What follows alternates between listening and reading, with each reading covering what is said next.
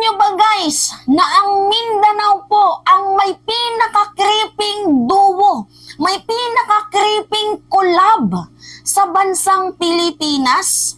Actually nga guys, pang Guinness nga itong galawan ng magkaibigang to. Kung babasihan natin yung storyline nila, talaga nga namang pwedeng itampok sa Guinness Book of World Record. So ako guys, nahiwagaan lang ako kasi hindi ko alam kung paano magkakaintindihan sa prayer rally itong si former President Duterte at kung sakaling umattend man, kasi 'di ba nababalita na parang itong si Kibuloy ay sasama daw ho sa gaganaping prayer rally mamaya doon sa Cebu. Yun po yung bali-balita na kumakalat ngayon.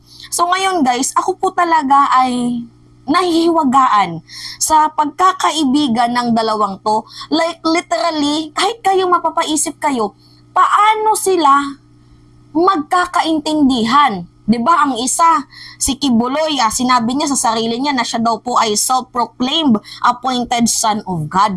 Tapos ito namang si former President Duterte, minumura ang Diyos.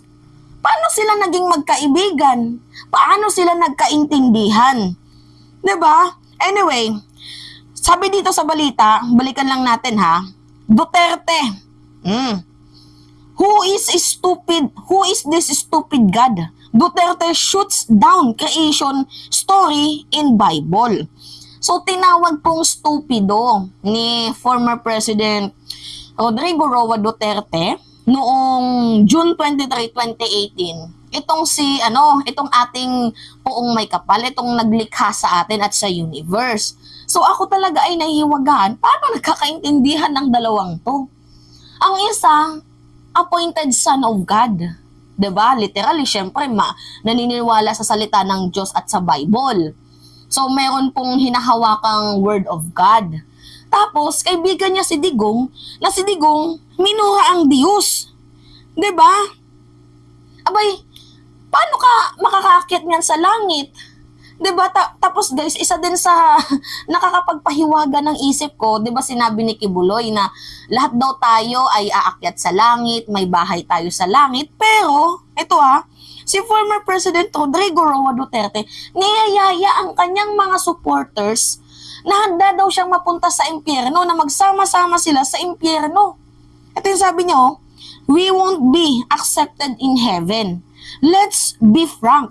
So I will just bring you to hell and do not be afraid. I will wait for you there. We will stay together.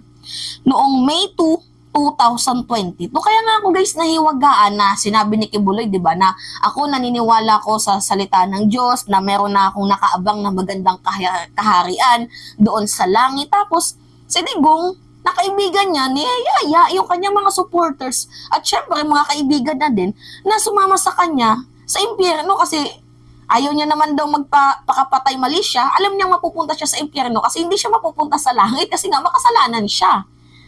'Di ba? Nakakaloka! Imagine!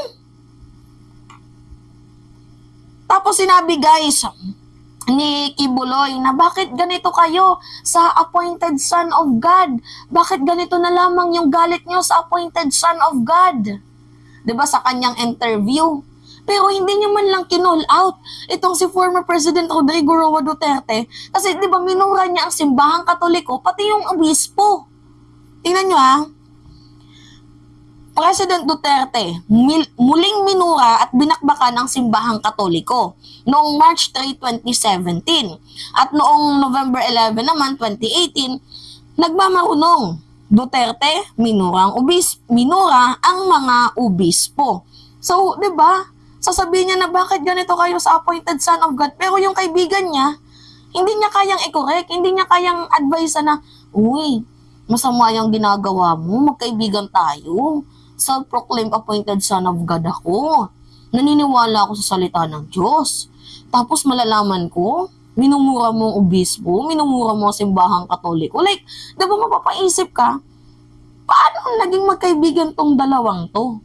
Kaya nga guys, binansagan sila ng netizen na sila po yung pinaka-weirdong duo, pinaka-creeping collab sa bansang Pilipinas kasi magkaibigan yung appointed son of God tapos yung former president na minura ang Diyos at galit sa Diyos. 'Di ba? Diyos ko Lord. Tapos ito yung malala guys. 'Di ba sinabi ni Pastor Kibbs na siya daw po ay appointed son of God.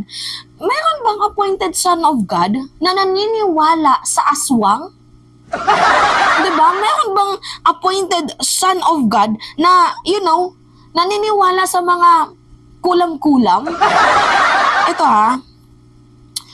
totoo ba na nag-arkila kayo ng mga voodoo expert mula sa Africa? Pagkatapos mga witchcraft from India upang ako'y inyong aswangin. Upang ako'y aswangin ako, Vice President Sara at Pangulong Digong, at lahat ng tutol sa inyong paglilingkod. Imagine, naniniwala ka sa Holy Spirit, naniniwala ka sa Word of God, at the same time, naniniwala ka sa mga budo-budo na yan? Naniniwala ka sa mga witchcraft na yan? In short, naniniwala ka sa kulam? Ang weird guys, ang weird. Kaya nga, hindi ko lubos ma-imagine kung, mamaya, prayer rally doon sa Cebu. Kung matend ba nitong si Kay Buloy, paano magkakaintindihan tong dalawang to? 'Di ba? Siguro sa paninira, para sirain ang reputasyon ni President Bongbong Marcos, I think magkakaintindihan yan. Pero, 'di ba, ang weird lang nila sa part na naniniwala sa Diyos yung isa, tapos yung isa, minura ang Diyos. Ay, nako. Literal talaga guys na masasabi kong merong pinaka-master ng fentanyl at meron din talagang pinaka-master ng universe. Hindi ko alam kung perfect duo tong dalawang to or creepy or weirdest duo. Kasi kita nyo naman guys sa pattern, no? Matagal ko na tong gustong i-splok sa inyo. Pero syempre, sabi ko, nag-aantay lang din ako ng perfect timing. And then ito na nga, nung nabanggit ni Kibuloy na naniniwala siya sa budo, kasi parang feeling niya umi-epekto daw ang kulam ng budo expert. Ang dilulo, no? Napakadilulo. Napakadilulo talaga guys ni Kibuloy. 'Di ba? Mga double standard. Diyos ko, hindi ko alam kung ano nangyayari sa dalawang to, pero isa lang yung masasabi ko. Parehas talagang may tama. Parehas may saltik. Itong dalawang to na talagang hindi nyo guys dapat pagkakatiwalaan or pinapakinggan. Kasi kayong mamamayang Pilipino, kayo yung kawawa. Nakikinig kayo sa mga may aning-aning sa pag-iisip. Kita naman sa pattern, di ba? Well, nasa sa inyo din yan guys kung maniniwala kayo or hindi. Pero yung sa akin lang, pag maniwala kayo sa sinasabi nitong dalawang to, hindi naman ako yung lugi. Kayo, kasi nabibrainwash yung mga pag-iisip ninyo. 'Di ba? Anyway, it's me again guys, si Mima Alicia niya at nagbabalik ulit para sa ating panibagong video.